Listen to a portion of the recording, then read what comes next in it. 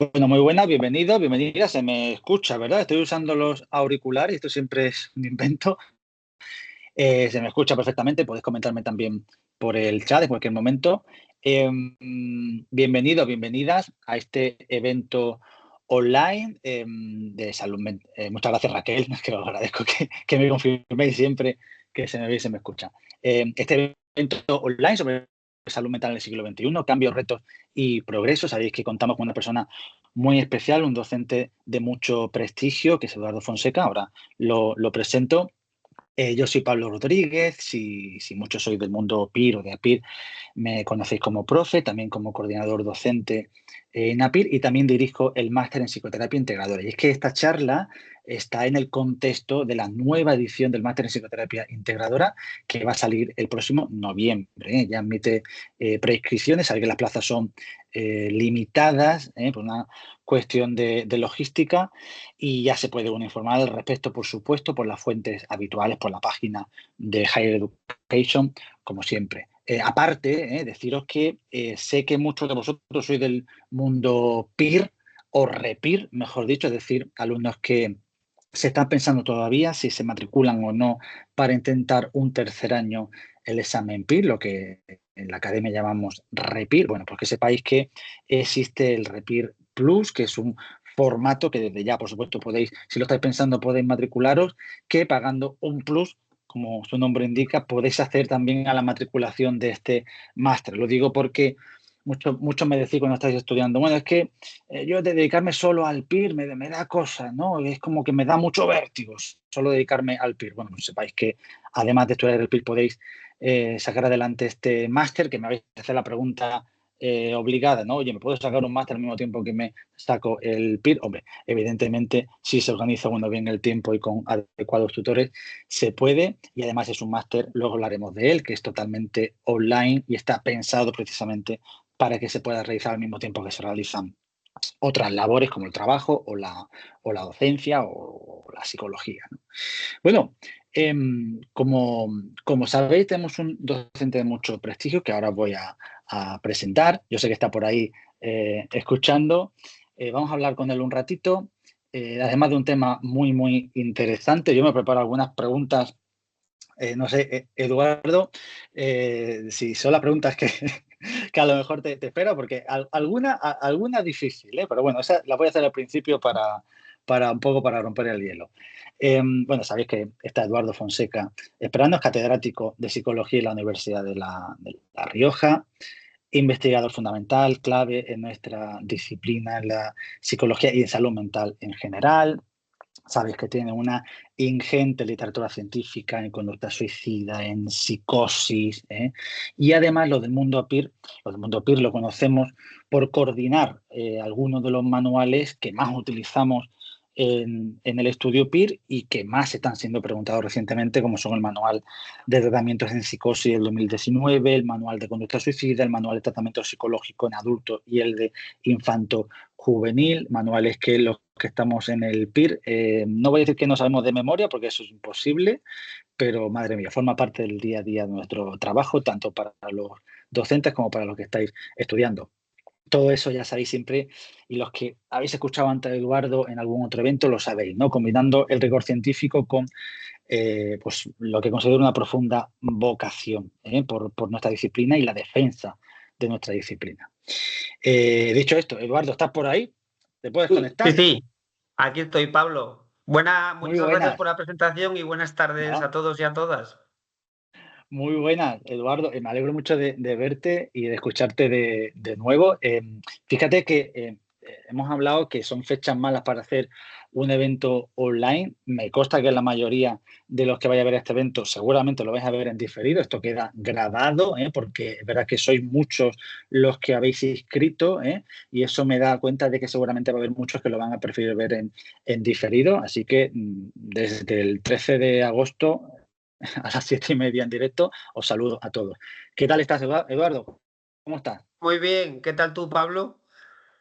Muy bien también, disfrutando de unos días en Málaga también. Me he escapado un poco del calor, que no lo hemos dicho, que estamos haciendo esto en medio de un calor insoportable en prácticamente toda España. Yo no sé si Asturias se libra, pero desde luego por aquí mucha calor. Estoy pasando unos días en Asturias y aquí, vamos, está con lloviendo y con chaqueta. Sí, sí, con cazadora. Bueno, el El norte refugio siempre es la del salvación. norte. Sí, no el norte es la salvación, como siempre dice, pero no lo diga muy alto, que si no va todo el mundo para allá, poco a poco y poquito a poco, porque es verdad que el norte se libra, afortunadamente se suele librar de esto. Dice Marta que sí, que el futuro está en el norte. Bueno, Eduardo, me he preparado unas cuantas preguntas. Fíjate que va a ser una cosa relajada. Te he dicho que a lo mejor la más difícil es la primera, pero bueno, es por un poco por romper el hielo. Sí. Y fíjate, con todo lo que está sucediendo con la inteligencia artificial, etcétera, antes de nada yo te quiero preguntar, oye, ¿cómo te imaginas tú eh, a una psicóloga clínica, un psicólogo clínico en el año 2030? Fíjate, no te digo el 2070, 2080, el 2030 que dentro hay, o sea, pasado mañana. ¿Cómo te lo imaginas, esta psicóloga clínica? A ver, pues lo primero de todo, muchas gracias, Pablo, por la invitación y Amir, y un placer estar con vosotros en esta, voy a llamar, bueno, charla, coloquio, ¿no? Las preguntas, Pablo, no las he diseñado él, así que seguro que yo creo que va a ser un buen debate. Y la verdad es que es muy buena pregunta, ¿no? Mi modesto punto de vista es que no creo que haya cambios muy drásticos o muy diferenciales en los próximos 5 o 6 años, ¿no? Yo creo que no va a haber un cambio rupturista de la mano de la inteligencia artificial ni aspectos relacionados, ¿no? Y yo creo que eso es una de las funciones también que tenemos que rescatar los psicólogos que trabajamos más en el ámbito clínico, en el ámbito sanitario o en cualquier otro ámbito, ¿no? La importancia de la persona y la relación terapéutica, ¿no? Decía, parafraseando un poco, yo creo que era Saramago, que las lágrimas no permiten pasar el teclado del ordenador, ¿no? Y yo creo que eso es una cuestión muy importante que los psicólogos tenemos que tener y las psicólogas presente, que yo creo que además va con los principios más atávicos del ser humano, ¿no? Que somos seres contactógenos, seres sociales y esa necesidad de filiación, ¿no? Yo creo que en este contexto, aunque la inteligencia artificial venga a echar una mano, no va a sustituir por seguramente, Mm, vamos, ninguna de las funciones esenciales de la psicología, ¿no? Yo creo que me lo imagino también con un rol mucho más importante que el que tenemos ahora, sobre todo en España y en los países latinoamericanos. Me lo imagino también a ese psicólogo ejerciendo liderazgo dentro de la sanidad española, con puestos de gestión y de dirección, que yo creo que eso es una cuestión que los psicólogos clínicos y las psicólogas tienen que empezar a asumir, esos puestos de mm, gestión y de dirección en equipos de recursos humanos e incluso puestos políticos, y también me la imagino haciendo que la psicología sea una disciplina digna, eh, que tenga principios básicos como la justicia social, la inclusión, etcétera, y sobre todo que mire por el bienestar social, ¿no? De la sociedad mm, presente y futura. O sea, que yo me la mm. eh,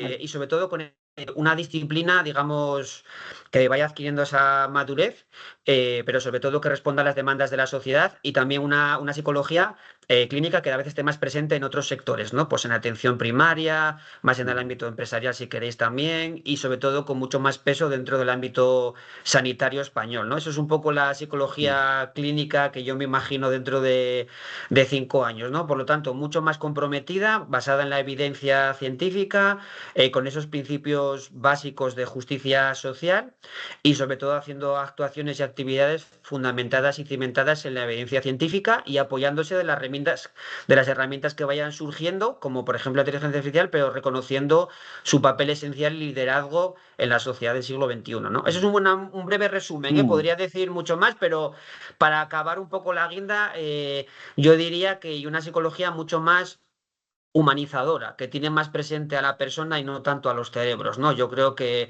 rescatar el papel de la persona, que hasta ahora ha sido obviada, dentro de los manuales científicos, incluso en muchos otros ámbitos, por aquello del silenciamiento del yo, ¿eh? ya sabes que suelo preguntar mucho cuando hacemos estas conferencias, ¿no? De si alguna vez han visto dibujadas personas en los manuales de psicología clínica, ¿no? Y yo creo que dentro de esa idea de la inclusión y de la justicia social y de la igualdad, pues yo creo que rescatar una versión mucho más humanizadora, humanizada, basada en el cuidado y apoyo mutuo, pues yo creo que eso es un poco lo que a mí me gustaría que fuera la Mm, psicología clínica dentro de 5 años, ¿no? mm. Sí, importantísimo lo que has dicho, ¿no? Porque es verdad que la inteligencia artificial está ahí, que algunos, tomando el café con los compañeros, a lo mejor en el centro de salud mental, luego hacemos un par de preguntas, Raquel. Luego os dejo un espacio para que hagáis un par de preguntas. Sí, sí, que es importante. Como te digo, comentando con los compañeros, a veces pensamos, oye, ¿llegará la inteligencia artificial a cumplir un papel importante hoy o a quitarnos el puesto o los pacientes preferirán la IA? Y es cierto que pensamos que no, por lo que has dicho, ¿no? Los pacientes siguen necesitando ese contacto humano, donde yo creo que está gran parte de lo que hacemos en terapia y de la mejoría en terapia. Muchos pacientes prefieren siempre el presencial y evitan la terapia online. Más te lo dicen, no, es que yo contacto presencial con mi psicólogo o mi psicóloga, no quiero nada de online, ¿no? Yo creo que esto es importante y dar cuenta de que efectivamente, pues quizá nuestra profesión puede ser algo menos, algo más inmune a esto de la IA, pero vamos, que la utilizamos, vamos, yo reconozco que la utilizo en el día a día, una herramienta súper poderosa, ¿eh? Sí, sí, sí, Em, sí. Has hablado de un cambio significativo también en salud mental, en lo que viene. Es verdad que cada vez vemos más personas que solicitan atención en salud mental. Ha cambiado mucho los últimos 5, 10 años, especialmente a partir de la pandemia. ¿Cuál crees tú que ha sido el antes y después? ¿Qué factores relacionas tú con el hecho de que ahora hay tanta demanda de las personas, de los ciudadanos, para acceder a la salud mental? ¿Qué está sucediendo? A ver, yo creo que, claro, las personas que nos están escuchando, la pregunta que acabas de hacer daría para, yo creo que para un máster, ¿no? O sea que, pero sí que, a mí sí que, yo creo que otra de las funciones que tiene el psicólogo clínico que comentábamos antes va justo hilado con la pregunta que tú acabas de hacer, que es excepcional, ¿no? Que la psicología eh, eh, tiene que estar también vigilante. Y esto es muy importante porque no todo sirve, ¿no? Ni todo el mundo tiene que ser tratada por un psicólogo clínico, ¿no? Y yo creo que el pseudocientifismo asociado a la psicología o el psicologicismo o la inundación de términos psicológicos en la sociedad del siglo XXI o la psicopatologización de la vida cotidiana, también yo creo que es eso uno de los excesos que los psicólogos clínicos deberían también tener presente o al menos reflexionar, ¿no? ¿Por qué? Porque a veces hay un discurso de que cada vez hace falta más psicólogos, y yo estoy de acuerdo que hace falta mucho más psicólogos clínicos, por lo menos para acercarnos a la ratio europea o si queréis mundial, ¿no? Que yo entiendo que eso es necesario para dar una atención psicológica pública, accesible, de calidad y oportuna, es decir, en el momento oportuno cuando tiene que ser, pero también hay que cuidar con los excesos, ¿no? Porque puede ser un arma de doble filo, ¿no? La continua, digamos, psicopatologización de la vida cotidiana pues hace, digamos, que al final, unido al consumismo, unido a los valores, si quieres, de la sociedad del siglo XXI, sobre todo en Occidente, ¿no? Que tiene que ver con esa narcisismo, esa cosmética de la felicidad, esa falta de tolerancia del malestar o de entender que el sufrimiento forma parte o es consustancial de la vida, que eso daría para hablar largo y tendido. Yo Mm. creo que eso es una de las funciones también muy importantes de la psicología clínica, ¿no? Que tan importante es intervenir cuando hay que intervenir y no intervenir cuando no hay que intervenir. No vaya a ser que la intervención cause efectos negativos o prejuicios que si no hubiésemos hecho nada no hubiese pasado, ¿no? Entonces, yo entiendo que la psicología tiene una labor muy importante de esa vigilancia, de intentar entender que no todo tiene que ser explicado en términos psicológicos, ni todo tiene que ser una psicopatologización de la vida cotidiana, porque al final lo que está ocurriendo es que todo el mundo demanda una atención psicológica. Y por la ley de Parkinson, que es una ley bastante conocida, es que si hiciera falta psicólogos, siempre haría falta más psicólogos, ¿no? Entonces no habría un límite superior, siempre haría falta, pues, psicólogos para atender los problemas consustanciales de la vida, ¿no? Y yo creo que aquí la psicología tiene una función muy importante de no hacer digamos, una sociedad que esté continuamente psicologizando, psicopatologizando todos los malestares que son consustanciales al ser humano, ¿no? Y yo creo que ahí es una función muy importante también de los psicólogos clínicos, ¿no? Y aquí podría entroncar con cómo cada vez hay términos que mucho más la cultura psicológica, ¿no?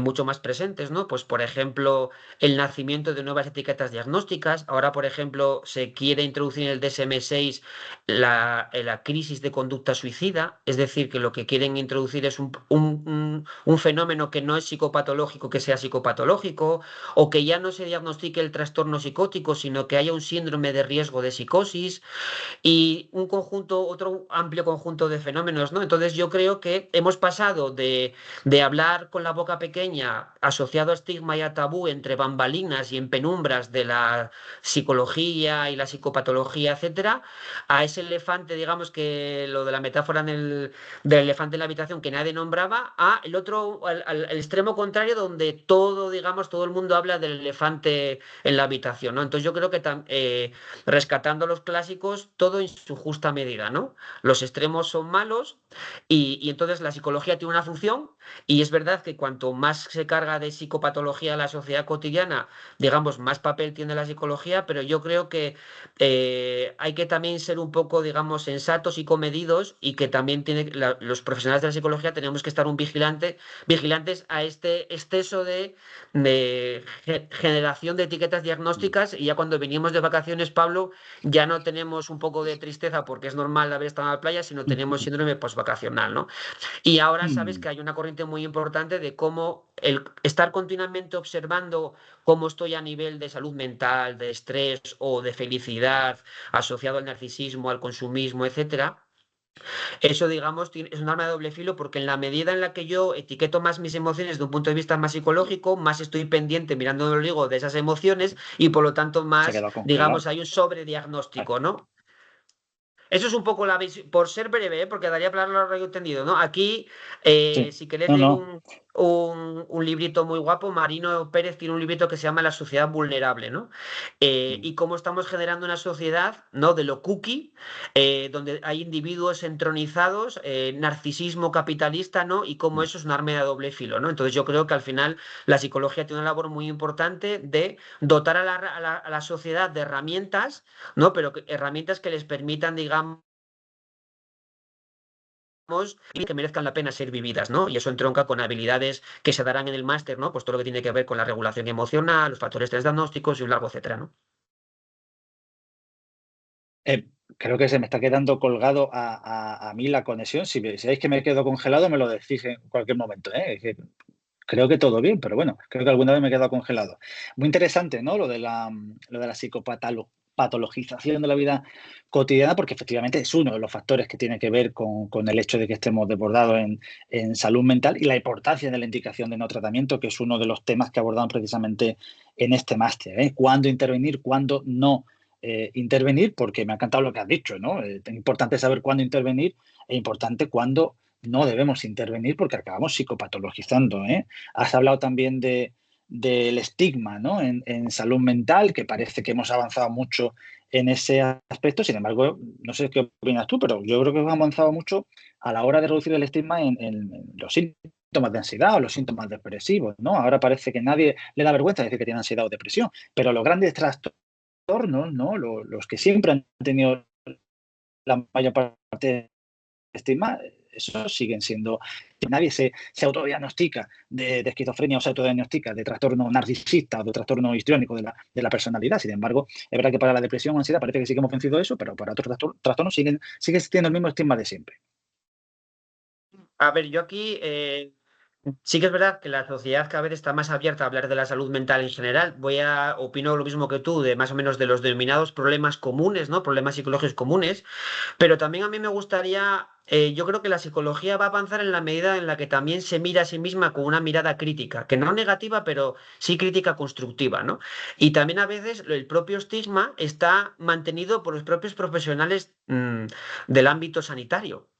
Yo suelo percibir a veces mucho estigma, ya no entre la población general, sino entre los propios profesionales, ¿no? Entonces yo creo que también aquí obviamente la educación, ¿no? la formación, la información, la sensibilización y la concienciación es una herramienta muy poderosa que tenemos, ¿no? Pero no solo para la población en general, sino yo me atrevería a decir incluso para los profesionales de la salud mental y del sistema sanitario, ¿no? Porque a veces sí que veo que hay unos clichés, unos prejuicios que se mantienen incluso entre las personas, digamos, formadas en el ámbito, voy a denominar sanitario, ¿no? Y esto también tiene cierto sentido porque un médico, un enfermero, pues igual tiene una o dos asignaturas que tienen que ver con la salud mental, ¿no? Entonces yo creo que hay que seguir trabajando no solo en la concienciación de la, digamos, de la sociedad en general, con cautela. Por eso de los excesos de continuamente de poner términos psicológicos o etiquetar cuestiones, sino también los propios profesionales deberíamos hacer una labor también de mejorar también nuestros propios prejuicios acerca de la salud mental, que los tenemos, ¿no? Yo mismo me pongo a veces como ejemplo que cuando doy una charla de conducta suicida en casa, normalmente no lo digo para que no lo escuchen mis hijas, es decir, que yo mismo Mm, participo de ese rol, ¿no? Entonces yo creo que en la medida en la que tú reconoces que hay esos prejuicios, ese estigma y ese tabú, es lo que te hace poder modificarlo y cambiarlo, ¿no? Tanto en la población mm. general como en los medios de comunicación, que es una parte muy importante, como en el sistema político, legislativo, como en los profesionales, ¿no? Sí, los psicólogos no, obviamente, ¿no? Pero sí, pues digamos, las personas que están en el ámbito sanitario, ¿no? Has hablado de los medios de comunicación, Eduardo, y me ha saltado la idea de la conducta suicida. ¿Qué papel juegan o cuál no juegan en la conducta suicida los medios de comunicación? Bueno, a ver, una cuestión también muy importante, al hilo de la primera pregunta que me hiciste respecto a cómo veo yo al psicólogo clínico del 2030-2035, también lo veo muy involucrado en la divulgación de la psicología en la población. No puede ser que los principales manuales que tengamos es la persona vitamina, como un elefante en Alaska, y esto es verdad, y esto no es, hay un nicho que no está cubriendo la psicología clínica científica. Y eso es también una lectura que hay que hacer. Si no lo cubrimos nosotros, y no solo digo digamos, en los medios de comunicación escritos, sino también en las redes sociales, que es verdad que cada vez va surgiendo más, ¿no? Pero yo también entiendo que el psicólogo clínico del 2030 también tiene una labor muy importante de la divulgación de ese conocimiento científico a la sociedad, para que no sean todo, pues, plantas, bueno, o un WhatsApp que me mandaron hoy, ¿no? De cómo controlar la energía espiritual, ¿no? Etcétera. Entonces yo creo que ahí también tenemos una labor muy importante. Y los medios de comunicación son un aliado. Yo creo que el mensaje a mandar es better together, es mejor juntos en el tema de la salud mental. Y cuando digo better together me refiero a la propia psicología española, a la psicología, ¿no? Mejor juntos, unidos, ¿no? Y también dentro de la psicología clínica, pero me refiero también al better together con los medios de comunicación. Son un aliado muy importante para enviar buenos mensajes o mensajes adecuados, de calidad, pertinentes a la sociedad. ¿Por qué? Porque si no están formados, pues obviamente pueden errar a la hora de mandar ese Mm, mensaje, ¿no? Entonces, mm, yo creo que una labor muy importante es precisamente esta, ¿no? Y en la conducta suicida se ve muy claro, pues cuando la gente pregunta por el efecto Werther o el efecto contagio, ¿no? Que es si difundir una noticia de un suicidio en los medios de comunicación puede hacer que aumente la probabilidad de que eso ocurra, ¿no? Y si se asocia sensacionalismo a un acto heroico, se ponen fotos del lugar donde ha sido, está demostrado científicamente que podría aumentar la probabilidad de que haya más casos de conducta suicida, sobre todo en grupos vulnerables que suelen ser jóvenes. Y esto mm. está, pues, con 13 razones, con la serie está 13 razones, etcétera. Pero a mí también me gusta poner el acento en otro efecto que la gente no suele conocer, que es el efecto papageno, ¿no? Que Mm, como cuando tú ves que otro ayuda a otra persona que es una situación crítica, eso aumenta las probabilidades de que tú ayudes en futuras ocasiones, ¿no? Y eso se puede llevar a tu propia vida, ¿no? Como una especie de gatekeeper, de protector, de guardián, ¿no? De la salud mental de la gente que está alrededor, pero también se puede llevar a los medios de comunicación, ¿no? Como un mensaje realista, comedido, sensato, puede tener, digamos, un efecto protector y un efecto, digamos, de protector de la salud mental en la población general. Entonces yo creo que los medios de comunicación tienen un papel muy importante y los psicólogos clínicos en los medios de comunicación también tienen una labor muy importante, ¿no? Y yo creo que eso es otro paso que deberíamos dar para ganar mucha mayor presencia en esos mensajes que hay que dar desde una psicología pues basada en modelos científicos, me da igual uno que otro, pero respaldados un poco por la ciencia y por personas, digamos, que pongan cierto sentido, ¿no? Y sobre todo calidez y calidad, ¿no? Yo creo que eso es muy importante. Entonces, los medios de comunicación es una labor que yo creo que los psicólogos y las psicólogas clínicas deberíamos tener presente desde el punto de vista de la divulgación, etcétera, ¿no? Eduardo, ¿qué indicadores de riesgo para la conducta suicida se pasan por alto en la sociedad, en las familias? Ya no te digo solo en el ámbito clínico, sino en las familias. Bueno, a ver, acabas de hacer una pregunta muy interesante, ¿no? Nosotros, claro, trabajamos en el tema de la conducta suicida, ¿no? Pero me gustaría hacer una reflexión que vale para toda la psicología en general, ¿no? Primero, que nos hemos centrado mucho en el ombligo de los factores de riesgo y hemos dejado a la mano de Dios los factores protectores. Tenemos que saber que los factores de riesgo no son mecanismos causales, sino que son variables asociadas con un incremento de la probabilidad de emitir una conducta, en este caso la conducta suicida, pero me valdría también para la psicosis, para el trastorno límite de la personalidad, etcétera, ¿no? Y lo que estamos viendo es que sistemáticamente los factores de riesgo son muy poco predictores del comportamiento futuro, ¿no? Y esto es una perogrullada, si quieres decirlo así. Primero, porque hemos estado buscando factores de riesgo que son estáticos, que son grupales, y lo que tenemos que es rescatar esos factores, si quieres, de riesgo, esas variables causales, en la persona concreta con nombres y apellidos, ¿no? Y por otro lado, el focalizarnos en ese modelo más curativo de la discapacidad, de los factores de riesgo, hemos olvidado el otro lado de la moneda, que son los factores protectores, ¿no? Entonces, cuando solemos, yo creo que aparece en el máster de psicoterapia integradora, aparece, ¿no? Ponemos una diapositiva que es un punto negro, ¿no? Y le preguntamos a los alumnos, bueno, ¿qué ves en esta imagen, ¿no? Y todo el mundo te dice, un punto negro, ¿no? Y realmente un psicólogo clínico debería prestar atención, obviamente, al punto negro, pero lo que hay en esa imagen es más es más blanco que negro, ¿no? Y con esto lo digo porque hay que prestar atención no solo a los factores de riesgo, sino a los factores protectores, ¿no? Y esto ha sido largamente olvidado en el campo de la psicología clínica y de la psicopatología, ¿no? De hecho, a día de hoy, los principales metaanálisis que hay, tanto en conducta suicida como en psicosis, como en salud mental en general, hay muy pocos factores protectores demostrados científicamente, ¿no? Entonces yo creo que esto entroncaría con otra visión, que es una visión más focalizada en la persona, en el empoderamiento, en sus fortalezas, ¿no? Entonces pasamos de un modelo más basado en la discapacidad a un modelo más basado en la capacidad, ¿no?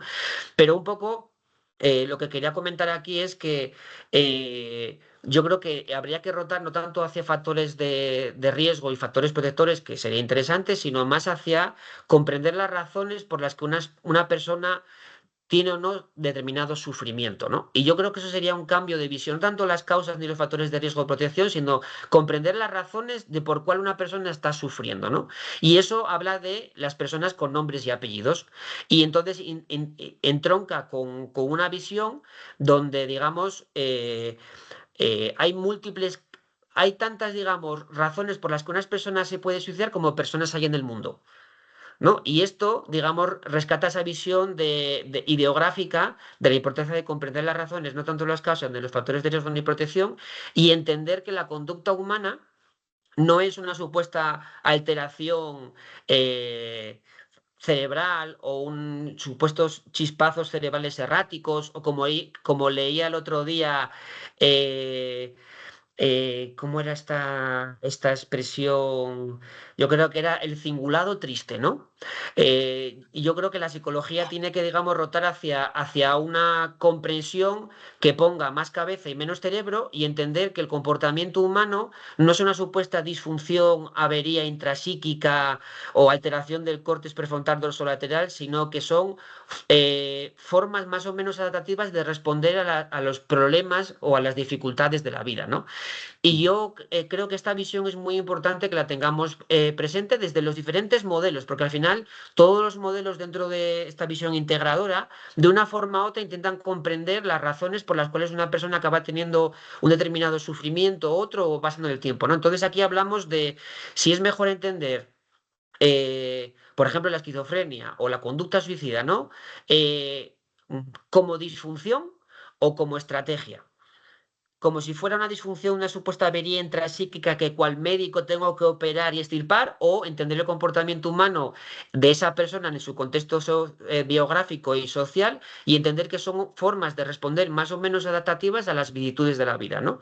Entonces yo creo que tu pregunta me permite troncar un poco por ir más allá de los factores de riesgo, que suelen ser grupales, estáticos, ir hacia modelos mucho más dinámicos, ideográficos, rescatar la idea de los factores protectores, que es muy importante, pues por ejemplo, el sentimiento de apoyo percibido, el sentimiento de pertenencia al centro o a la ciudad o al barrio, esa idea de sentirme querido por un otro significativo es un factor protector potentísimo, o los hábitos de sueño, etcétera, y sobre todo la importancia de ir más allá de esas supuestas causas cerebrales, intentar buscar razones y entender el comportamiento humano como una forma de responder más o menos adaptativa a los problemas de esa persona en su contexto y su biografía.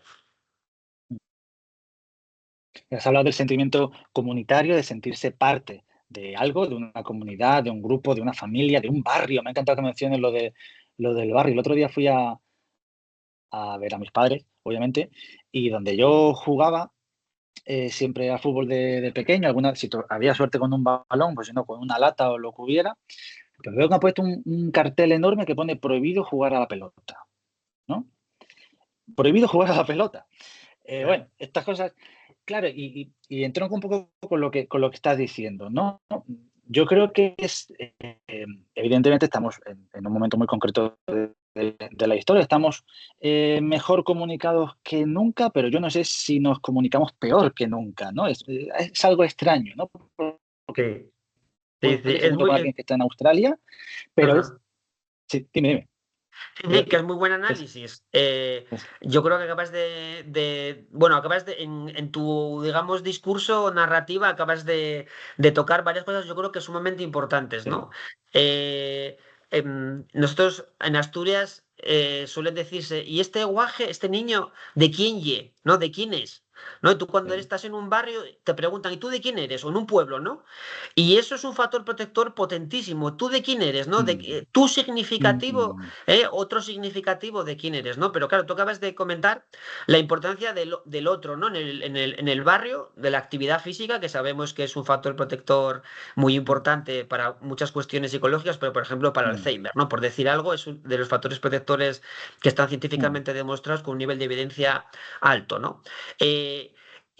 Acabas de comentar la importancia del barrio, del sentimiento de pertenencia a la ciudad, al barrio, que es un factor protector potentísimo. Esto lo estamos viendo un poco para la conducta suicida. También, obviamente, el tener razones para vivir es otro muy importante, ¿no? Pero sobre todo estar vinculado a algo, a alguien y sobre todo mucho más allá de que tu propio ombligo, ¿no? Yo creo que acabas de comentar eso es muy importante. Es muy importante la idea de hacer actividad física.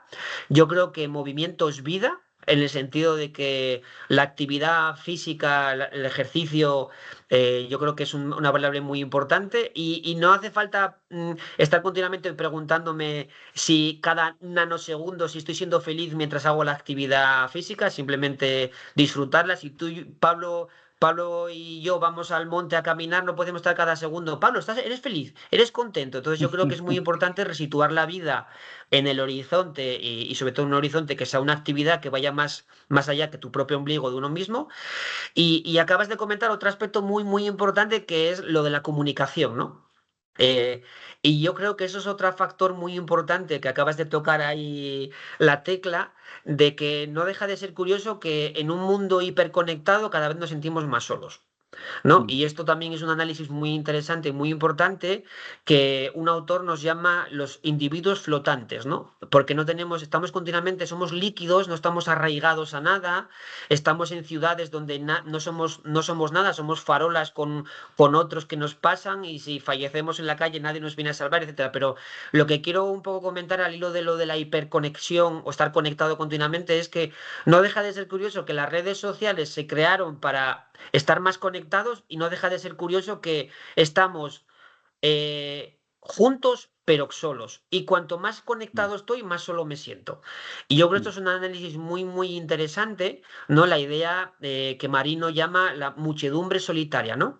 Estamos juntos pero solos, ¿no? Y no deja de ser curioso que eso va contra el principio, digamos, lo básico del ser humano que yo no quiero que se pierda, ¿no? Que a veces divagamos acerca de las neuronas espejo, pero no hay que perder de vista que si hubiera que decir dos cosas es que el ser humano es ser eminentemente social, emocional y cognitivo, ¿no? Y yo creo que esto es importante para no perder de vista la importancia de que no deja de ser curioso que las redes sociales cada vez que estamos conectados nos sentimos más solos y no dejamos de estar solos pero juntos. Es decir, que yo puedo estar conectado con millones de personas pero estar solo aquí en mi casa, ¿no? Y son una de esas que daría para otra charla, ¿no? De las contrariedades del siglo XXI, ¿no? De cómo algo que no se hizo para estar conectado nos hace sentir más solos, ¿no? Aparte de, obviamente, de los efectos deleterios o negativos que puede tener sobre la salud mental en un subconjunto de la población, ¿no? Por aquello de demonizar las redes sociales o las tecnologías de la información, ¿no? Yo creo que tienen una función, pues hay gente que las utiliza para reírse, otros para socializar, etcétera, ¿no? Y que obviamente tienen una labor muy importante en determinadas cuestiones, como acabo de ver en esa pregunta, ¿no? ¿Veis? Si hay una cuestión de pandemia, obviamente, pues ahí yo creo que tienen una visión muy positiva, ¿no? Pero sacados, digamos, del apagón o de la pandemia, yo creo que de la pandemia, ¿eh? Porque el apagón también lo que demostró es que la gente salía a la calle digamos, a charlar y a tomarse su cerveza, etcétera, ¿no? Y es que al final no dejamos de funcionar con ese cerebro, digamos, protorreptiliano, ¿no? Básico, y esa necesidad atávica, ¿no? Pues de relacionarnos con los demás y de sentirnos valorados y apoyados por el otro significativo, ¿no? O sea que yo creo que a tu comentario, la importancia de la actividad física, la importancia de estar en relación con otro, la importancia del barrio, del sentimiento de pertenencia, yo pertenezco a, ¿no? Y ese sentimiento de apoyo social percibido, de hacer actividades que vayan más allá de uno mismo y la importancia, sobre todo, que yo creo que es muy importante, de que la psicología tiene una función relevante a la hora de dotar a los jóvenes y a las personas mayores de herramientas para que hagan un uso que no un abuso de las tecnologías de la información y de las redes sociales, ¿no? Yo animo a los que nos están viendo y a los que nos vean en diferido que piensen si son capaces de saber el nombre de todos sus vecinos. No los vecinos de todo el bloque, sino de los vecinos que están en la planta, que a lo mejor sois 3, 4, 5 puertas, las que sean, ¿no? ¿Sabríais cómo se llaman vuestros vecinos? Hombre, si lleváis 2 días viviendo ahí, no, pero si lleváis ya un tiempo viviendo, ¿sabéis cómo se llaman vuestros vecinos? Que esto es una pregunta que yo hago algunas veces, ¿no? Porque es que hay veces que no sabemos ni cómo se llaman nuestros vecinos, ¿no? Ya ni digo esto de dejar la puerta abierta para que entrara la niña de la vecina y para que venga a pedir sal, ¿no? Y donde el sentimiento comunitario de comunidad, pues lo era todo, ¿no? Y esa señora que se bajaban y se siguen bajando en los pueblos a la fresca, ¿no? A comentar qué tal el día o cómo se encuentran o a no decir nada, pero estar los unos con los otros, ¿no? En ese momento de la tarde, que efectivamente, pues bueno, pues ahora nos comunicamos de otra manera, que da para una charla aparte, obviamente, pero que hay muchos que pensamos que esto tiene mucho que ver en ese aumento del malestar, ¿no? Yo me quedo con eso de tenemos la mejor comunicación de la historia, pero nos sentimos cada vez más solos, efectivamente. Y es que, ¿de qué sirve hablar, mandar un mensaje instantáneo a Australia si yo no puedo tener aquí ahora a alguien con quien hablar de lo que me pasa y de cómo me encuentro, de cómo me siento, ¿no? Y luego, claro, que aquí somos todos psicólogos, que no deja de ser curioso que en casa del herrero cuchara de palo, porque como Ujú. psicólogos que nos preciamos y psicólogas, sabemos que saber el nombre de la persona es el principal piropo y halago que podemos hacerle a otra persona. Si yo, Pablo y yo os viéramos dentro de 10 años y dijéramos, hombre María, ¿qué tal? Seríamos las personas más sensacionales para vosotros del mundo mundial, ¿no? Y luego yo creo que al hilo también de lo que estabas comentando, de lo de no se puede jugar en el patio con el balón, que yo creo que a ese ayuntamiento habría que decirle algo, ¿no? Pero también yo creo que la psicología tiene un papel muy importante en rescatar los que se denominan los determinantes sociales. ¿Por qué digo esto? Porque podemos poner, Pablo, todos los psicólogos del mundo en atención primaria, en atención especializada, en las empresas, en los colegios, en aquellos que no haya un psicólogo, etcétera. Pero al final no tenemos que perder de vista que la psicología es una disciplina compleja porque trabaja con personas y nada estrictamente recto, como decía Aristóteles, creo que era, puede hacerse del retorcido leño del que están hechos los seres humanos. Es decir, somos seres complejos, con la materia que trabajamos nosotros es compleja, ¿no? Y es compleja por muchos motivos, porque cambiamos momento a momento, ¿no? Pero también porque estamos siempre acotados por dos bandas, ¿no? Por lo sociocultural y por lo biológico. Y el psicólogo clínico tiene que tener en cuenta las dos, pero sin caer en reduccionismos insulsos. Y esto involucra reconocer que el psicólogo clínico es bueno en lo que es en el comportamiento humano entendido de forma global y si queréis comprensiva, sin ponerme de un modelo u otro, tiene que reconocer que los parámetros biológicos influyen, cómo no va a influir el cerebro en el comportamiento humano, pero eso no quiere decir que haya que reducirlo al cerebro y también cómo no va a influir la cultura, el contexto biográfico, cultural de la persona con la que estamos trabajando. Tú y yo sabemos que muchas de las personas que llegan a consulta son por problemas adaptativos. Pues si no está desempleado o tiene un problema familiar o no le llega el dinero a fin de mes, entonces también esto entronca con intentar rescatar, aunque sea un poco, los determinantes sociales. Y aquí, al hilo que tú comentabas de jugar en el patio, es que, claro, hacer un entorno que promueva ese contacto y que promueva hacer actividad física, eso impacta, lo queramos o no, en la salud mental de las personas. Es una inversión de futuro. Yo siempre pongo el ejemplo sin caer en ser sociólogos, ni tampoco en biólogos, ¿entendéis? ¿No? En esa banda donde nos movemos los psicólogos y las psicólogas, ¿no? Pero ¿cómo no va a influir el desempleo y la calidad de vida, la vivienda, etcétera, en la salud mental de las personas?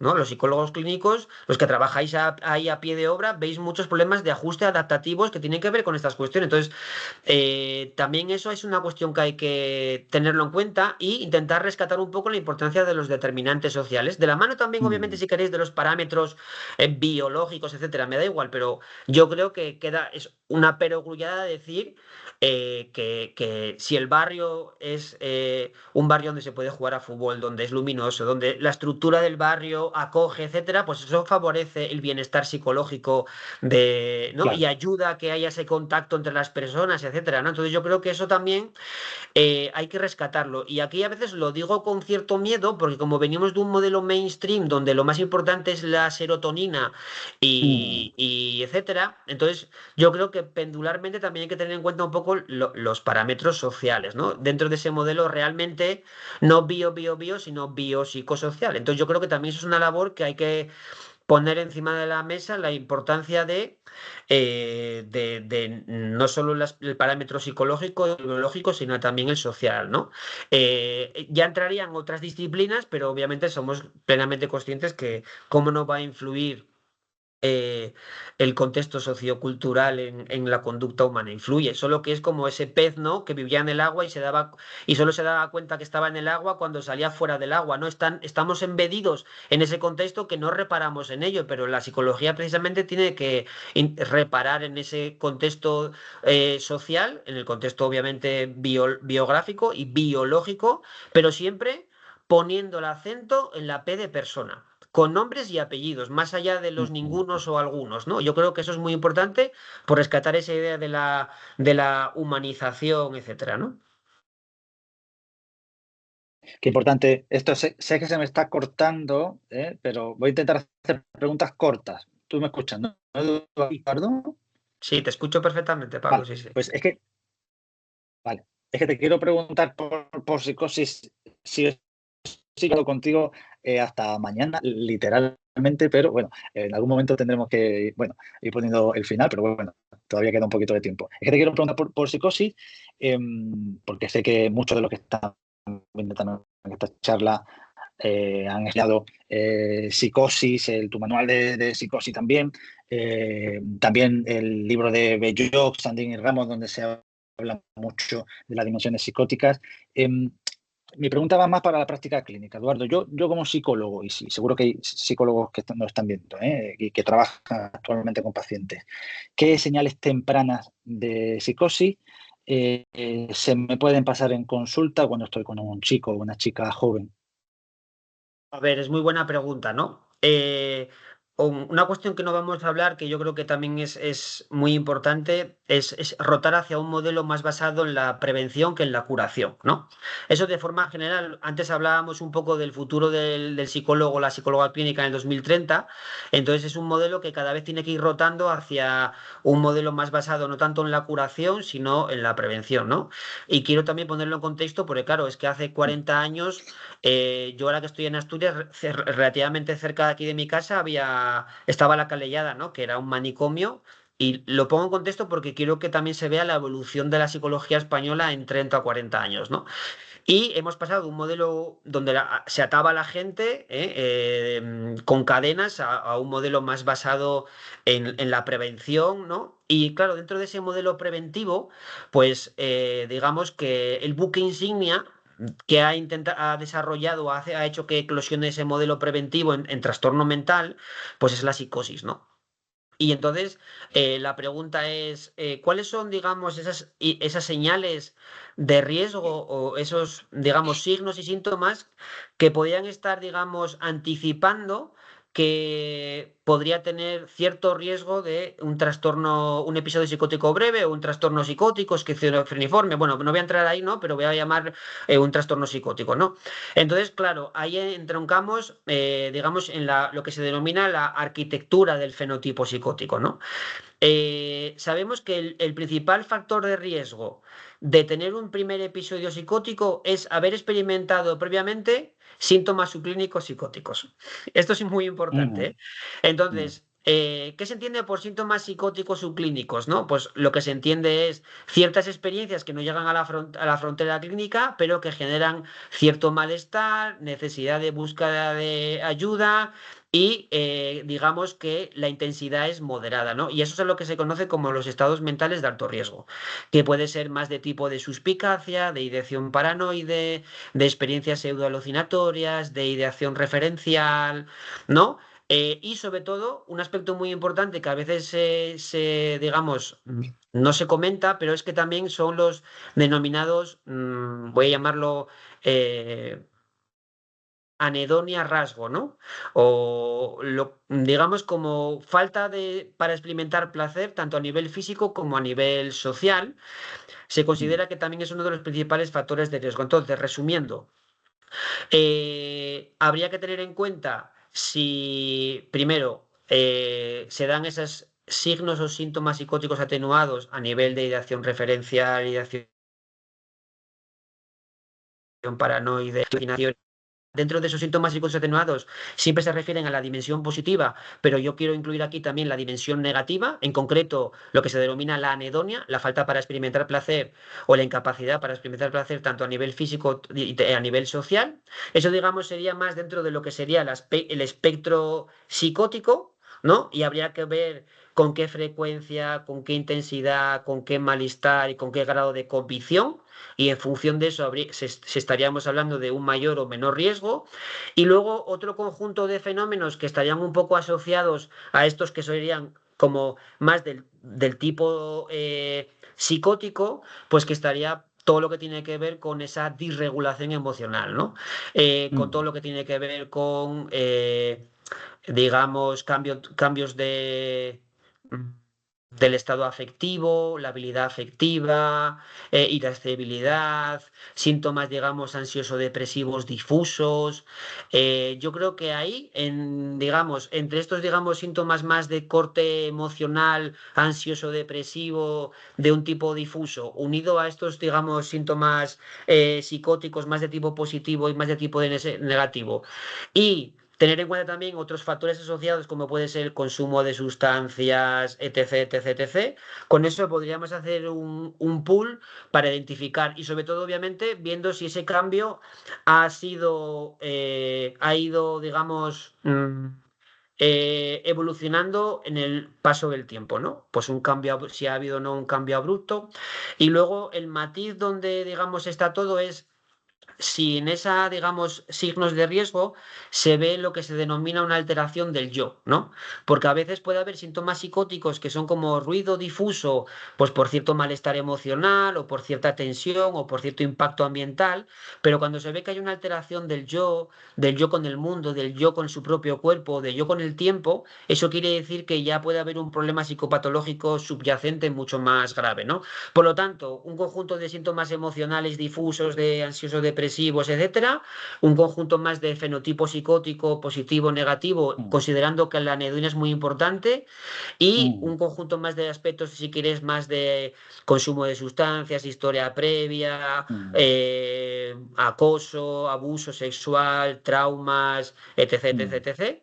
Y luego por debajo viendo la frecuencia, la intensidad, el grado de convicción, la duración y ver si podría haber una alteración del yo, que yo creo que eso lo que podría indicar es una alteración de la psicopatología basal en esa persona, ¿no? Así dicho un poco rápido, eso podría ser una especie de como de los en qué aspectos me puedo encontrar, ¿no? Luego sí que es verdad que nosotros que trabajamos en ese campo, pues a veces cuando trabajamos con chicos y chicas con riesgo de psicosis, los denominados EMARS, estados mentales de alto riesgo, a veces vemos como que hay dos tipos, ¿no? Los compensados y los descompensados, ¿no?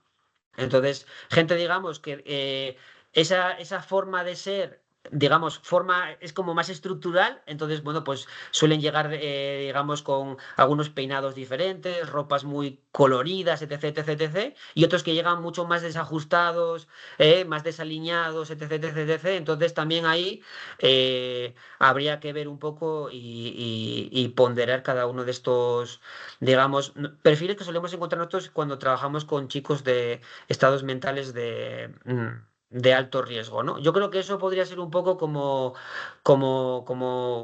el resumen de qué nos deberíamos fijar si viene un chico o una chica a nuestra consulta y pensamos que podría tener cierto riesgo de un trastorno mental grave. Sí, está cambiando muchas cosas en el abordaje de la psicosis, en la propia conceptualización de la psicosis, afortunadamente, creo que es ahora más psicológica, o quiero pensarlo, también esto depende ya no solo del país, depende de la ciudad, a veces depende incluso del contexto hospitalario en el que se mueva uno, o sea, esto, fijaos lo complejo que es muchas veces, ¿no? ¿Hacia dónde crees, Eduardo, y con esto vamos a ir terminando, hacia dónde crees que va el abordaje y el tratamiento de la psicosis? Te escuchando alguna entrevista decir que, oye, yo creo que el tratamiento de elección para la psicosis en el futuro será el psicológico, apoyado no por lo farmacológico. No sé si te manejas más o menos ahí, ¿hacia dónde crees tú que vamos? A ver, en España hace falta todavía mucho trabajo, ¿no? Yo creo que debería haber grupos que trabajen sobre terapias psicológicas en el campo de la psicosis. Eh, yo creo que hay un conjunto de personas que funcionan bien bajo el tratamiento farmacológico y el psicológico. El tratamiento de elección es la terapia cognitivo-conductual. También yo entiendo que hay un conjunto o un subconjunto de personas con un episodio psicótico breve que funcionan mejor con una terapia psicológica, que podría ser el tratamiento de elección. Yo creo que hay que seguir trabajando en otras formas de terapia, más allá de la terapia cognitivo-conductual para la psicosis, pues está la terapia metacognitiva, está la terapia de mentalización, está ACT, y yo creo que hay que seguir trabajando en esa línea, sobre todo demostrando que la psicología o el tratamiento psicológico es el tratamiento de elección. Yo suelo comentar también que el tratamiento psicológico ya me da igual que sea desde un punto de vista preventivo o de intervención o ya digamos en las fases más avanzadas, es lo que se utiliza. ¿Funciona o no el tratamiento farmacológico? Podría poner, pues, por ejemplo, tratamiento neurocognitivo en rehabilitación, ¿no? Es decir, que cuando no funciona la medicación, el tratamiento psicológico, ya sea primera elección o tratamiento, digamos, combinado siempre está presente. Y yo creo que esto es muy importante porque todavía mm, sigue habiendo una especie de sombra, ¿no? Como que lo psicológico en los trastornos mentales graves sería como algo ayudante, ¿no? O coayudante o accesorio, ¿no?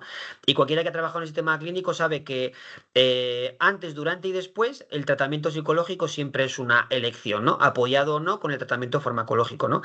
Y yo creo que esto es muy importante, romper esa frontera que tardará tiempo porque el entorno clínico todavía es, digamos, pues se fundamenta en un modelo muy biomédico, pero yo creo que poco a poco hay que rescatar esa visión psicológica tan importante dentro de la psicosis, ¿no? Y entonces un poco mi planteamiento es que hay que seguir poniendo como tratamiento de elección y que la gente sea consciente de que el tratamiento de elección es el tratamiento psicológico, con o no tratamiento farmacológico, dependiendo del caso, la persona, etcétera. Y yo creo que hay que seguir trabajando en seguir haciendo tratamientos empíricamente apoyados en el campo de la psicosis, ¿no? Por ser ese, digamos, eh, mm, trastorno más importante dentro del campo de la psicopatología, más estudiado y que pudiera parecer, ¿no? Que está más asociado a un componente biológico que todavía la ciencia no ha mm, demostrado tal cosa, ¿no? Entonces yo creo mm. que por ahí podrían ir un poco los tiros en cuanto al tratamiento psicológico en el campo de la psicosis, ¿no? Bueno, se sigue buscando el gen de la esquizofrenia, como sabes, que no se ha dado con él por lo que sea, pero sí que la investigación es abrumadora con respecto al hecho de que los pacientes con psicosis es muy probable que hayan vivido situaciones de estrés abrumador y traumático en momentos muy tempranos de su vida, que si hay que buscar un gen de la esquizofrenia, yo creo que tiene más que ver con las experiencias tempranas que con lo biológico. Pero bueno, esto efectivamente, España Sí, sí. tiene todavía mucho que avanzar en esto. Bueno, y nosotros sí que estamos haciendo cositas, ¿no? Pues hemos aplicado la terapia metacognitiva de habilidades sociales a pacientes con psicosis. Bueno, hemos intentado, y también en su día introdujimos el paquete integrado multimodal de a Alemania cuando empecé yo a investigar en el campo de la psicosis. Hemos intentado ir incorporando tratamientos psicológicos al campo de la psicosis, pero que estén sobre todo validados para el contexto español, ¿no? Y claro, tú al final Ujú, comentas una cuestión muy importante que yo creo que es de perogrullo. Cualquiera que haya trabajado con pacientes que alucinan, las voces siempre tienen un eco a su madre, a su padre, a un vecino, a un abuelo, a un tío, ¿no? Si cuando analizas bien el contenido de las voces, y esto entronca con algo que yo recomiendo a los futuros psicólogos clínicos, ¿no? Que leer, que es el marco de amenaza, poder y significado, ¿no? De la Asociación Británica de Psicología Clínica. ujú, Y ahí Lucy Johnston habla del problema del todo, ¿no? Dice que todo causa todo el mundo ha experimentado de todo y todos sufren de todo, ¿no? Y yo creo que eso es muy importante, al hilo que acabas de comentar tú, de que las experiencias traumáticas están en la base de muchos problemas psicológicos y sobre todo psicológicos graves, ¿no? Y aquí entronco con algo aquello del descafeinado de la psicología, ¿no? Que ahora parece que todo el mundo ha experimentado traumas, ¿no? Y a mí me gusta hablar de traumas con T mayúscula y traumas con T minúscula, ¿no? Porque ahora parece que todo el mundo habla de traumas, ¿no? Y cualquiera que ha trabajado en la clínica sabe que hay traumas y traumas, ¿no? Entonces ahora mismo parece que todo el mundo ha experimentado un trauma y no, ¿eh? Cualquiera que haya trabajado con un abuso sexual, etc., etc., eso se sabe que tiene un impacto. Y estáis preguntando por ahí lo que acabo de comentar, se le conoce como el problema del todo en salud mental, ¿no? Que es que todo causa todo, sería el primer punto, todo el mundo ha experimentado todo, sería el segundo, y todos sufren todo, que sería el tercero, ¿no? De todo causa todo es lo que acaba de comentar Pablo, que hay un conjunto de experiencias traumáticas, impactos ambientales, llamarlo como queráis, bueno, que están en la base de un conjunto de problemas psicológicos. ¿M? Luego, todo el mundo ha experimentado todo, bueno, pues que al final, bueno, pues que todo el mundo, bueno, pues ha sufrido alguna adversidad en su vida y todos sufren todo, pues se refiere un poco a la importancia de la comorbilidad, ¿no? Que el DSM, cuando dibuja categorías estancas, estáticas, eso en la vida real no es tal cual, ¿eh? Entonces, bueno. ¿no? Pues que y personas, cuando todos sufren todo, no solo se refiere a la idea de comunidad, sino cómo también van evolucionando sus trastornos, ¿no? Pues empieza con un TOC, evoluciona hacia una esquizofrenia, etc, etc, ¿no? Entonces yo creo que lo que acaba de comentar Pablo es muy importante, ¿no? Porque al final las raíces de esos posibles problemas están en la historia biográfica, en el contexto social de la persona, ¿no? Ya sea un impacto ambiental, una situación de trauma, acoso, bullying, ruptura sentimental, consumo de cannabis, me da igual el contexto en el que. Pero también, Pablo, es importante por ese concepto de que ahora parece que todo el mundo ha tenido algo, ¿no? Y no, yo creo que hay que diferenciar entre trauma con T mayúscula y trauma con T minúscula, ¿no? Sí, otro de los términos que se ha terminado por introducir en el vocabulario popular y claro, efectivamente hay que diferenciar, ¿no? Lo que es un trauma con T mayúscula y con minúscula.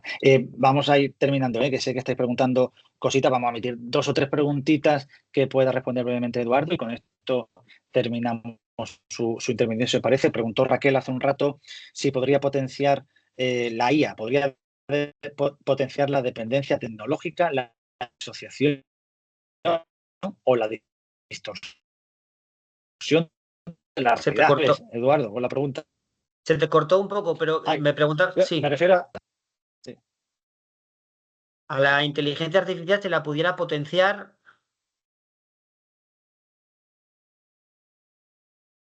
Déjame ver que voy a entrar en el chat para leerlo. Es sí, que se te cortó, sí, es Pablo, y la no te pregunta de escuché Raquel bien. García. Sí. A ver, voy a subir para Perdón. arriba.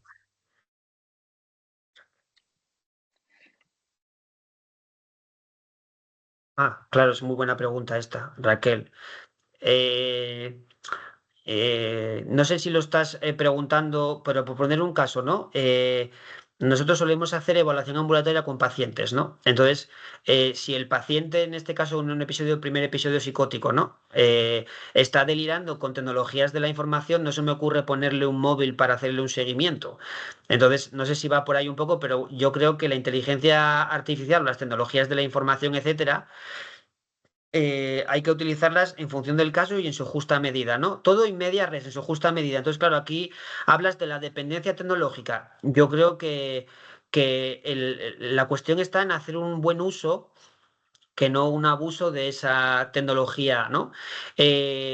Algo pasó similar en su época, ¿no? Con la calculadora, ¿eh? Los matemáticos se ponían a las puertas de los congresos para que no se utilizara la calculadora y yo creo que es muy importante hacer un buen uso. Es una herramienta más que podemos utilizar en la práctica clínica, ¿no?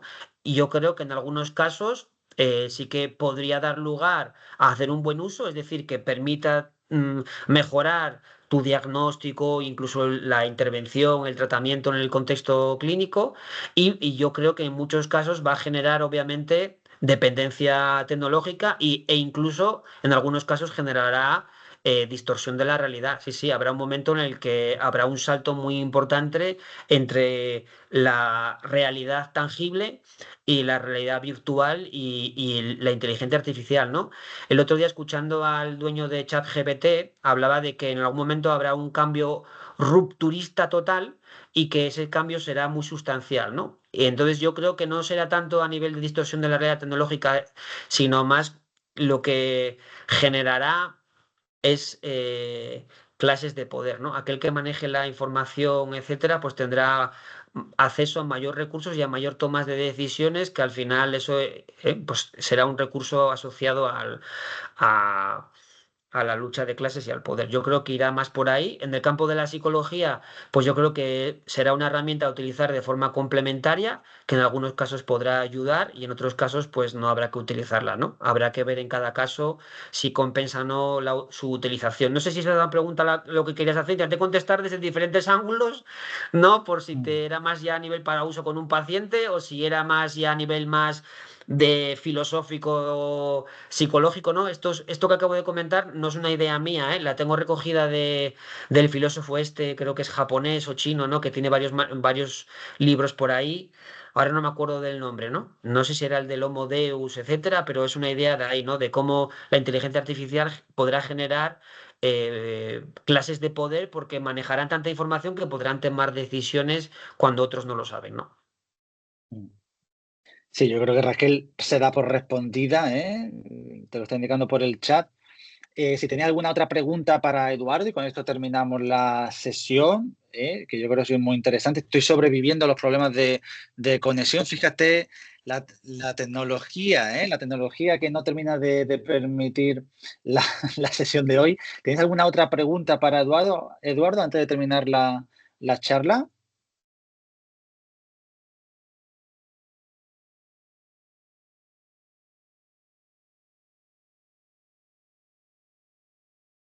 Bueno, si Y no, si no, Pablo, ya saben que vamos, estamos a su entera disposición. eso es. Que es un placer estar aquí con vosotros, es un placer colaborar con Amir en su precioso máster de psicoterapia integradora, que yo creo que es, pues eso, muy vanguardista y actual. Y como tiene nuestro contacto, pues si tienen cualquier duda, eso de las 3 de la mañana porque no pueden dormir o tienen pesadillas, pues nos pueden escribir un email que contestaremos más que encantados.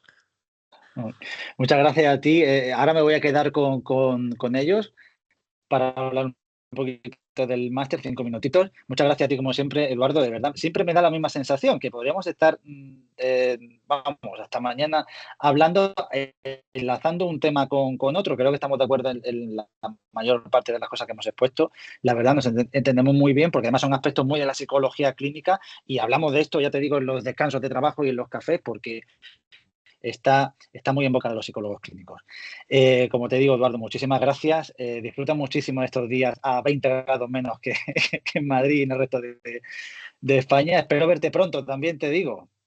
Igualmente, un placer, Pablo, y muchas gracias tanto a ti por la invitación y por tus excelentes preguntas, que eres muy buen psicólogo clínico, ¿eh?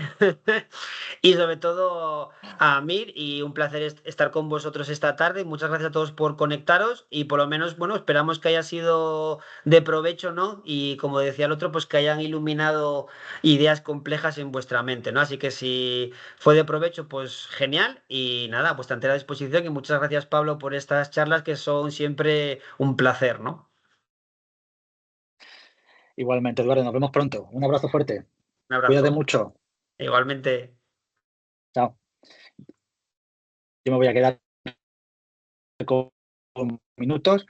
Termina de comentar los docentes que participan en nuestro máster en psicoterapia integradora, algunos de ellos los conocéis, con su próxima edición en noviembre del 2025. Acordaros que si alguno todavía está pensando en matricularse del PIR y está en su tercer año de estudio, pagando un plus, su propio nombre lo indica, en psicoterapia integradora como novedad este año. Te digo, tenemos más docentes, ¿no? El máster en psicoterapia integradora ha sido en un momento muy concreto. Hemos hablado con Eduardo, con este incremento siempre psicológica y psiquiátrica, tanto en la pública como en la privada, porque estamos desbordados no solo en la pública, también en la psicología privada vemos que hay mucha, incluso necesitamos cada vez más actuaciones más precisas, más fundadas y más individualizadas, ¿no?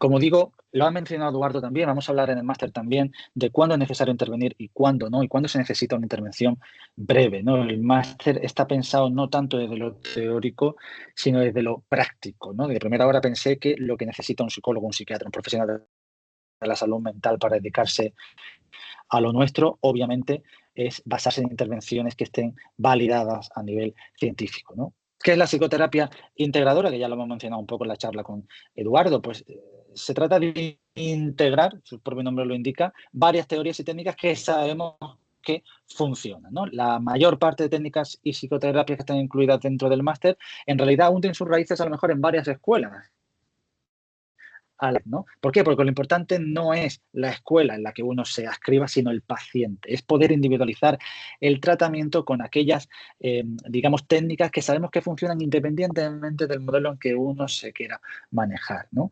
Por lo tanto, buscamos la eficacia y vamos a buscar las técnicas específicas para cada tipo de problemática. Son intervenciones muy, muy, muy flexibles y si vemos que una orientación en la terapia no funciona, pues la reorientamos. Eso es lo bueno de la psicoterapia integradora y al fin y al cabo yo decidí hacer este máster porque muchos de los psicólogos que trabajamos en la sanidad públicas somos integradores. A lo mejor no nos definimos como integradores, pero claro que somos integradores porque sabemos un poquito de cada, o un muchito de cada una de las escuelas en nuestra profesión, y al final sabemos que a cada paciente le viene bien quizás una intervención u otra, dependiendo de la problemática, dependiendo incluso de la idiosincrasia del propio paciente, ¿no? Por eso digo que eh, es más importante saber qué necesita ese paciente que el hecho de que yo me sienta de la escuela contextual o de la escuela conductual o de la escuela psicoanalítica, la que sea, ¿no? Bueno, algunos de los profesores que participan en este máster, yo soy el director, coordinador y tutor, soy la persona de referencia, le dirijo una de las clases, lo hemos mencionado en la charla con Eduardo Fonseca, la indicación de no tratamiento, cuándo es necesario intervenir y cuándo es necesario no intervenir. El propio Eduardo participa en el primero de los módulos porque queríamos contar con él. Él dijo que sí enseguida cuando le propusimos la idea, precisamente porque es una persona de referencia por digamos, el respaldo científico de cada una de sus publicaciones en la literatura científica, y una de las introducciones al módulo la hace Eduardo Fonseca, ¿no? Juanjo Macías, muchos de vosotros a lo mejor también le conocéis porque es uno de los fundadores del famoso Psicoflix, que si no escucháis Psicoflix, no sé qué estáis haciendo, no sé si sois psicólogo y psicóloga, de verdad hay que escuchar más Psicoflix. Ya sabéis que es psicólogo experto en terapias contextuales y tuvo la revisión con Kohlenberg y Say, es de la Universidad de Málaga y tiene un máster en salud mental y práctica clínica. Abel Gago, muchos de vosotros lo conocéis también, es profesora del mundo APIR y AMIR y tiene un máster en psicoterapia sistémica. Para la parte, ya os digo, máster sobre la intervención domiciliaria con pacientes con trastorno mental grave, es decir, una intervención fuera del ámbito clínico. Jorge Osma es la persona de referencia en España para el protocolo unificado de Barlow, es especialista en el protocolo de Barlow y, por supuesto, tiene que intervenir en nuestro máster para hablarnos de este abordaje tras diagnóstico, como sabéis, en el que no es tan importante el diagnóstico, la etiqueta de la persona, sino el hecho de encontrar características comunes en cada uno de nuestros pacientes, por tanto, intervenciones que puedan ser también comunes a un amplio rango de ellos, ¿no? Es profesor en la Universidad de Zaragoza. Karen Slanger fue directora del Mental Research Institute de Palo Alto, es, digamos, el centro que viene en muchos libros de psicología, lo tuvimos en el PIR también, fue donde nació el concepto de doble vínculo, mensaje doble vincular, tan presente en la psicosis. Yo tuve el honor de rotar con ella durante la residencia, fui directora, como digo, del MRI, lo sigue siendo, aunque actualmente sus labores son más en el modelo online, ¿no? Tiene un montón de expertos y títulos online, y fue colaboradora de Fish, de Wickland, es decir, de autores muy, muy, muy significativos en la psicología y en el modelo de Palo Alto. Aparte de la clase de la Universidad de San Francisco, de Stanford, es una persona de referencia mundial, universal, que por el contacto que teníamos de cuando estuve allí en Palo Alto, pues afortunadamente quiso participar en el máster de manera online y es espectacular. Son 3 horas con ella espectaculares, que me pasó lo mismo que con Eduardo, da la sensación de que podríamos estar hasta pasado mañana hablando con ella, ¿no? El formato es totalmente online en el máster, son 60 créditos, está acreditado por la Universidad de Ávila y hay un año entero para realizar el máster, ¿no? Es súper flexible y se puede hacer, ya os digo, enteramente online. Estas son las clases, las asignaturas de cada uno de los son 5 abordaje del sufrimiento, porque veo muy necesario habilidades a veces que son básicas, que son simples, pero que con el día a día los psicólogos, psiquiatras, pues nos olvidamos o vamos cogiendo pequeños vicios en la intervención pues que se nos ha olvidado a lo mejor. Esas habilidades más básicas se aprenden al principio de la residencia y yo veía súper importante que si empezamos un máster, empecemos con habilidades que doy por hecho que deben tenerse en la intervención con personas, ¿no? La clase de Eduardo Fonseca es tratamientos eficaces para los trastornos mentales, el trabajo con las emociones, síntomas psiquiátricos inducidos por enfermedades médicas, y esto va dedicado especialmente a psiquiatras, pero también a psicólogos, ¿no? Porque para una disciplina necesitamos saber qué factores orgánicos y médicos que ver, y mucho, con la aparición de síntomas en salud mental. Lo mismo para la psicofarmacología, para psiquiatras y psicólogos. Muy necesario, los psicólogos también tienen que saber de psicofarmacología y saber por qué nuestros pacientes utilizan o toman unos fármacos y no otros. Y como digo, mi parte es la de indicación de no tratamiento, la despatologización de la vida cotidiana. Es un módulo, si os dais cuenta, muy introductorio, que es previo a todo lo que viene después.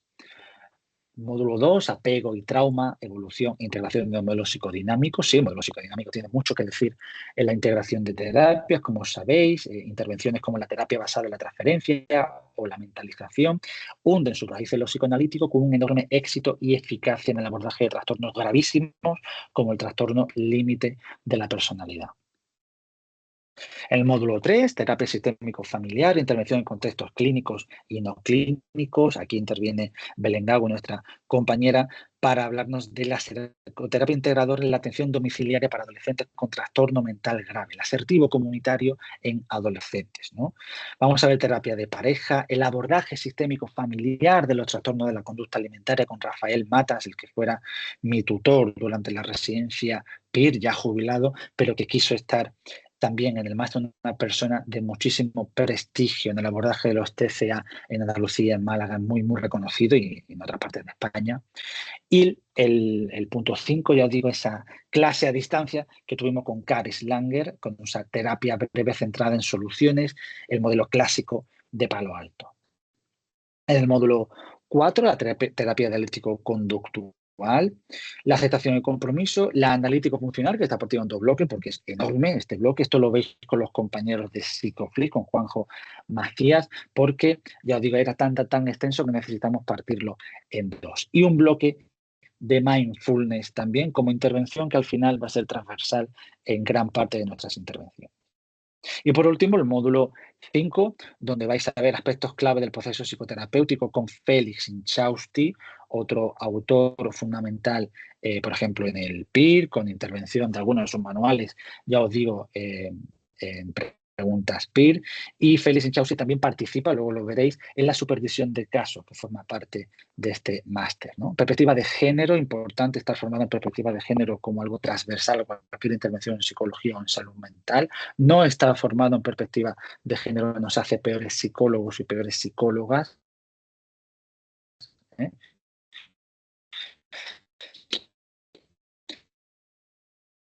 Autocuidado, intervenciones del terapeuta, narra.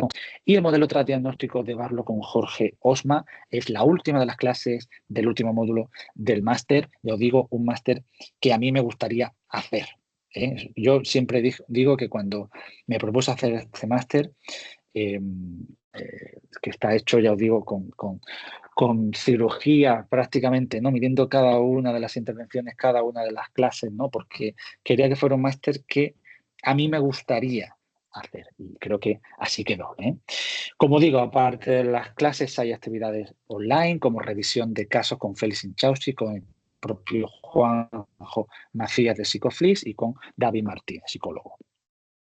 También hay otras actividades online como la terapia online sobre duelo desde la perspectiva integradora y una clase específica, aparte de la teórica, tenemos una más práctica, un taller online sobre terapia centrada en los esquemas de Young con Alicia López. Como digo, muy completo el máster, se abre la prescripción desde ya para el curso que empieza en noviembre y para los que estáis pensando si iniciar el REPIR o no, que sepáis que en el REPIR Plus se puede incluir la matriculación para este máster. Por mi parte, un placer. Muchísimas gracias a todos los que estáis conectados, a todos los que vais a ver esta clase, esta charla online, excelente, de verdad, Eduardo Fonseca, como siempre. No sé qué os ha parecido, pero es lo que le he dicho a él, ¿no? Que da la sensación de que podemos estar, yo tenía preguntas preparadas, pero al final pues van surgiendo otros temas porque son temas que están muy en boga entre los psicólogos clínicos, ¿no? De los que hablamos en los cafés con compañeros y compañeras. Espero que os haya gustado, que haya resultado interesante en esta tarde de agosto y nos veremos en futuras charlas en Amir Higher Education. Un abrazo muy fuerte. Muchas gracias.